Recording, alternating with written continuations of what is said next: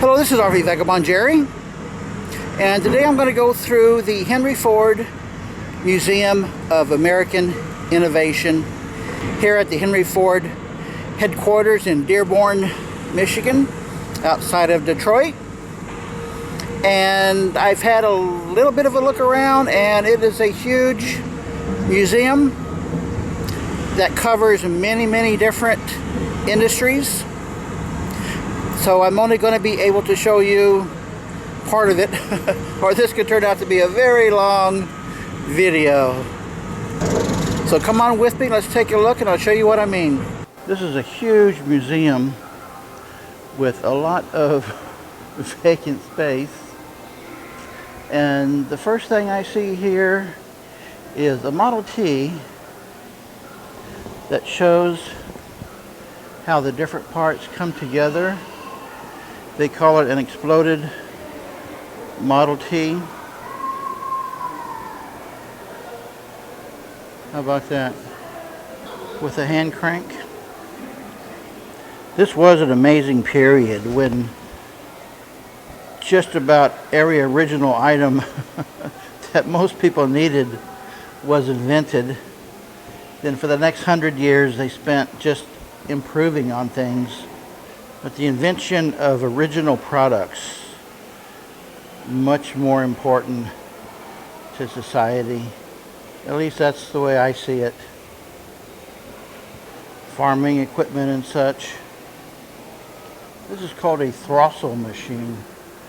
1835. We have all kind of factory machinery in here. This machine cuts wood into various shapes like that. Various lathes and cutters, drill presses. Didn't know Henry Ford was a violinist. Here's some of his violins. We've got a huge display of various furniture. And here is an exploded lounge chair. We've got a huge room here full of farm equipment. I'm not going to go through it all with you. But look what's next to this huge steam engine. The Wienermobile. Guess what this is? It's the Dymaxion house. Invented by Buckminster Fuller, who also invented a Dymaxion automobile. There's the kitchen. This is the bedroom right here. Look at all those windows. And this museum is about innovation. It's not really about the automobile industry so much, although that is a good part of it. It covers many industries. Remember these days? Got an Apple computer. Does that look like your bedroom used to? We've got some really huge machinery here. Don't know just what these things are, except they're really big. And this has to be the biggest. It's tall enough to take out 2 floors. And this is a huge electric generator from 1897 and 1903. And this is a 200 kilowatt dynamo. And there's a lot more here than I've got time to show you. Wow.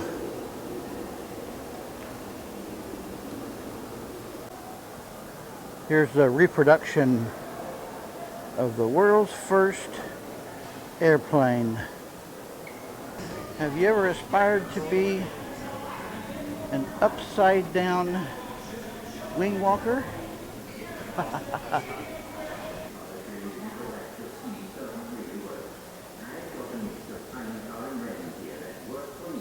Thank you. We also need to reinforce your feet. They're really too small for your plane, but we don't have any. They do have several airplanes here.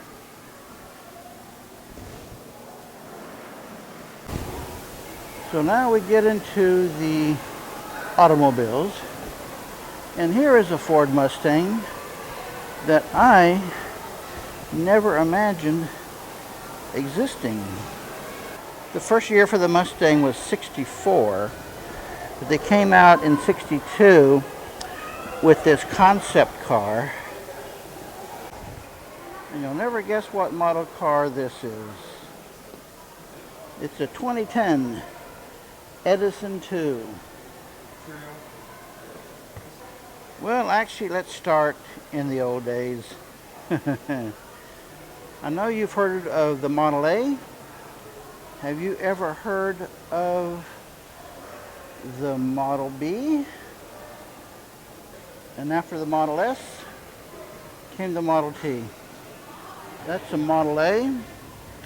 And this is a 32 Cabriolet. And not to be just about Fords, they have a Chevrolet here. In fact, they have a lot of makes.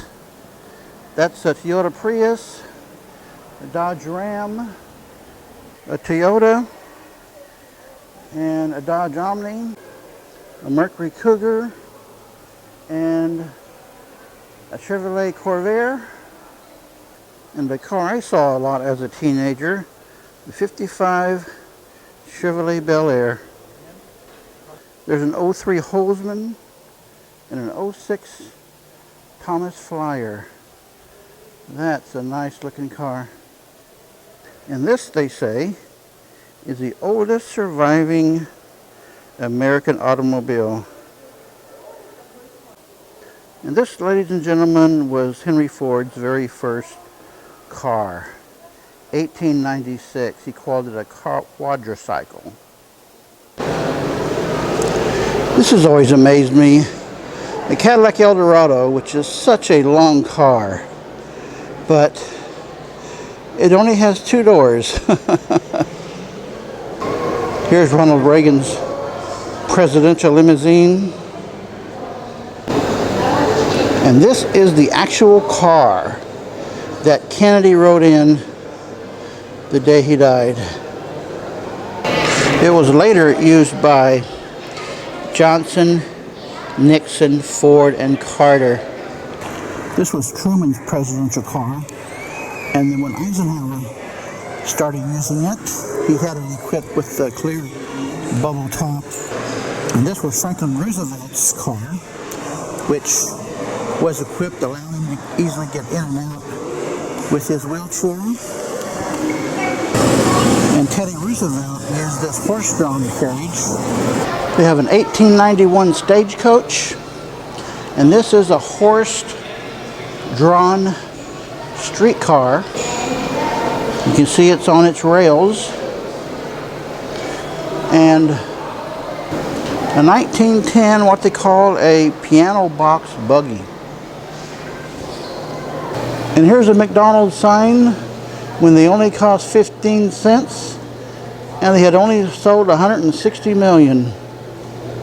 And this is a General Motors self-driving car. Here's some details about it. I bet you never knew that Ford once made small airplanes like this called the Model T of the sky. But it turned out to not be successful. This is the bus that Rosa Parks got arrested on. Then about a year later, they came out with these new rules. Here's an old Ford Packard and a couple more modern cars. 1939 Dodge tanker truck and a 1981 Checker Marathon. And they've got one motorcycle here. How about a 55 lime green Corvette? This is an 1896 electric tricycle. The model name is Riker. And the famous GM EV1. Got 4 different generations of child restraint seats here. How you like that one? My very first car was a 65 Ford Mustang, except mine was a hardtop. I love that car, but the automatic transmission just kept going out. This car has an interesting story behind it, driven by Louis Chevrolet. This will tell you all about it. Lots of stories behind these race cars. Here's a 1935 travel trailer RV that was owned by Henry Ford, which this says he gave to his friend Charles Lindbergh. Do you remember Charles Kuralt's On the Road TV program, where he travels around and finds interesting things and people? He used several motorhomes to do that, and this was the last one, it says. Here's a 1913, what was called the cycle car. Has a motorcycle engine there. And this is the limousine where the driver is separated from the passengers. 1908 model. Here's an 1899 Dearborn. Very simple controls. Foot brake. And everything else is controlled by this stick. Here's a 1914 electric car. Brand name is Detroit. They got a dragster. How would you like this engine 4 feet behind your head? They've also got several railroad cars. And this train is led by a snowplow from 1923. Look how huge that thing is. It's always amazing me how many parts it took and how complicated these railroad engines are. And they've got a pretty big model railroad setup here.